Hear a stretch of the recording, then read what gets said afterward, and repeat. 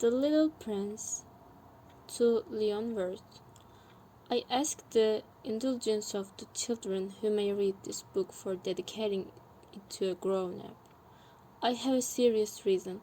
He is the best friend I have in the world. I have no other reason. This grown-up understands everything, even books about children. I have a third reason. He lives in France, where he is hungry and cold. He needs cheering up. If all these reasons are not enough, I will dedicate the book to the child from whom this grown-up grave. All grown-ups were once children, although few of them remember it, and so I correct my dedication. To Leon Wirth, when he was a little boy. Chapter 1.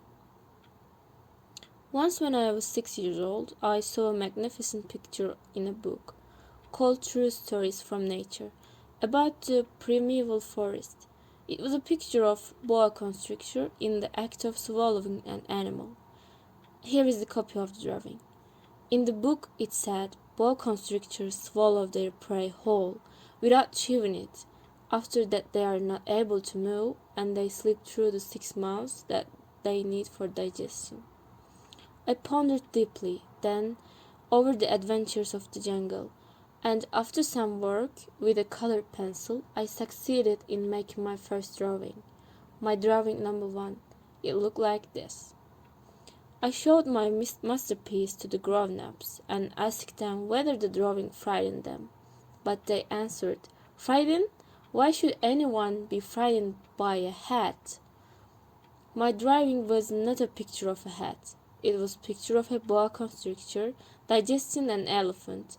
But since the grown-ups were not able to understand it, I made another drawing. I drew the inside of the boa constrictor, so that the grown-ups could see it clearly. They always need to have things explained. My drawing number 2 looked like this.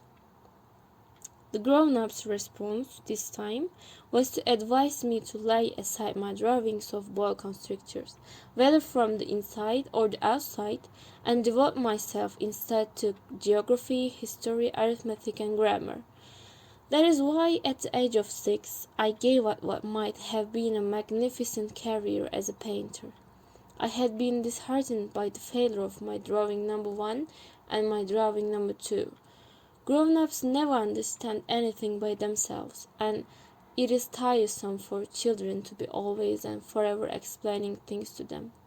So then I chose another profession, and learned to pilot airplanes. I have flown a little over all parts of the world, and it is true that geography has been very useful to me. At a glance, I can distinguish China from Arizona.